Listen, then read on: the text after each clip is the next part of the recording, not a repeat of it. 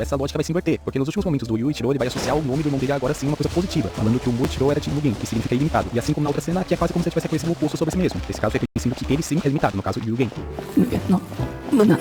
Mas a pergunta que fica é, será que dava pra Netflix fazer um trabalho um pouco melhor nesse caso? Será que não cabia colocar uma notinha ali? Eu tentei fazer um explicando de uma forma um pouco mais concisa o que eu falei, e sim, por mais que eu concorde que não é a solução perfeita, mas será que não era melhor do que não fazer nada? Bom, mas agora falando de erro mesmo, nesse episódio a gente só teve um, que é ele que a gente vai ver agora. O hack foi um negócio bem bobo mesmo. Por algum motivo a palavra katana kage deveria ter sido traduzida como ferreiro, ou ferreiro de espadas, se você quisesse mais preciso, acabou virando espadachim por algum motivo que eu não consegui entender. Mas como nesse episódio foi só isso mesmo, vamos pro próximo logo. Esse erro aqui eu achei bem bizarro que ele tenha passado. Pra mim, só de ver a frase em português, parece que já tem algo meio estranho aí, né? Tipo, que diabo de treinamento vai ter como seu objetivo não vomitar sangue? Mas a expressão que ele usou no original foi Chihedo Hakuhodo, e a gente pode entender isso aí simplesmente como a ponto de vomitar sangue. Esse rodô é uma palavra que mostra pra gente o grau em que algo foi feito, e não uma finalidade, como ficou parecendo na versão da legenda. E normalmente a gente consegue traduzir ele como a ponto de mesmo. E ainda nesse episódio a gente teve uma fala que foi traduzida como quando se encontrar inabalado, poderá se tornar mais forte. Mas na verdade deveria ter sido quando você recuperar sua forma inabalada, com certeza ficar mais forte. Tem essa ideia de algo que foi perdido, no caso, as memórias do personagem. E indo pro próximo episódio, o meu erro que a gente viu foi justamente o mesmo que a gente acabou de ver há pouco, que foi traduzido como espadachim, que deveria ter sido traduzido como ferreiro. Bizarro um erro tão bobinho desses aparecer tantas vezes.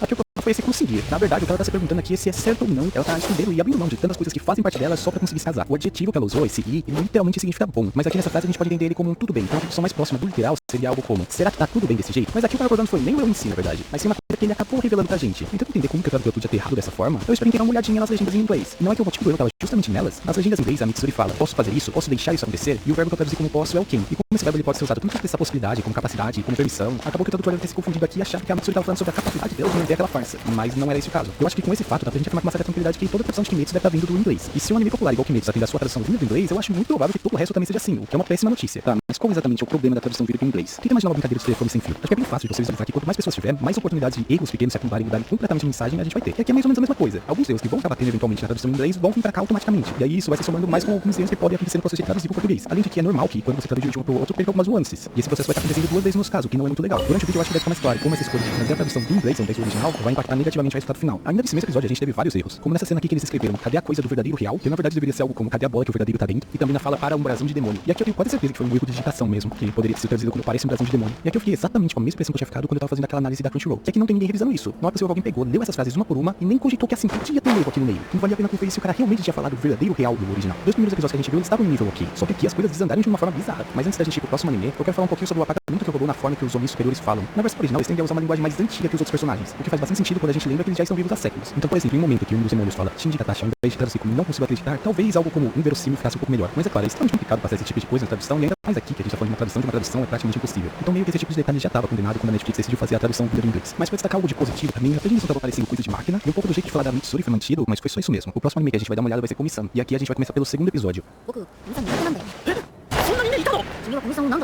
E aqui o problema tá nesse desde quando não gosta de alguém. E além da frase tá soando bem estranha, não tem muito a ver com o que foi dito. No original, o que o Tadano fala é e existe alguém assim por conta da Najimi falar que não gosta da Komi. E não gostar da Komi era pra ser algo impossível. Eu não sei muito bem como uma coisa virou a outra, mas talvez a intenção inicial do tradutor fosse escrever e desde quando alguém não gosta dela e acabou se confundindo no meio do caminho, sei lá. E nesse episódio a gente só vai ter mais um erro, que era nesse, eu ouvi dizer que era por questões familiares. Que uma parte da informação meio que foi cortada aqui, que o Tadano fala é, ela falava que ela mudava muito de escola por questões familiares. Mas por mais que os livros da legenda desse episódio tenham sido só esses, ainda assim, acho que desde quando eu comecei a assistir anime, essas foram as legendas que mais geraram polêmica que eu lembro de ver. Isso por conta da utilização da linguagem neutra, quando os personagens iam falar com a Najimi ou ela ia falar sobre si mesmo. Mas o que importa é que pra gente é se isso tá sendo usado pra passar alguma nuance que existe mesmo no original. Então a primeira coisa que eu fiz foi pesquisar se existe algum fenômeno de linguagem que a gente pode chamar de análogo à linguagem neutra no japonês. E os únicos sites que eu achei que falavam sobre o tema, todos estavam falando dela no inglês mesmo. E quando eles iam citar algo minimamente semelhante que tinha acontecido no japonês, todos davam o mesmo exemplo. Desde algumas profissões tinham nomes diferentes, dependendo se era um homem ou uma mulher que executava aquela função e que passaram a ser neutros. Então, por exemplo, a gente tinha os termos Kango-fu, que significa enfermeira, e Kango-shi, que significa enfermeiro, e ambos foram substituídos por Kango-shi, só que agora mudando o último kanji. Mas de jeito nenhum, isso é algo que dá pra gente comparar com a linguagem neutra daqui. Até porque essa mudança que eu falei pra vocês foi em 2002, então é algo já um pouco antigo. E não é muito surpreendente que não tenha algo similar por lá, porque o japonês já é uma língua muito neutra, pra falar a verdade. Então, com sexo, flexão de gênero nos substantivos são coisas que simplesmente não existem. Além de que palavras como ele e ela são bem pouco usadas quando a gente compara com o português e o inglês. Então eu acho que dá pra gente concluir perfeitamente aqui. Isso de linguagem neutra das legendas de definição é algo completamente inventado pela tradução. Mas existe um contra-argumento a favor desse uso, que é que como em japonês palavras como Tomodachi ou Osama Najimi, que são respectivamente amigo e amigo de infância, são neutras, traduzir normalmente faria com que perdesse a ambiguidade. Mas apesar disso ser um argumento que até tem seu sentido, eu ainda discordo. Primeiro porque tem formas que soam natural que você consegue fazer a mesma coisa em português. Em alguns casos, na verdade,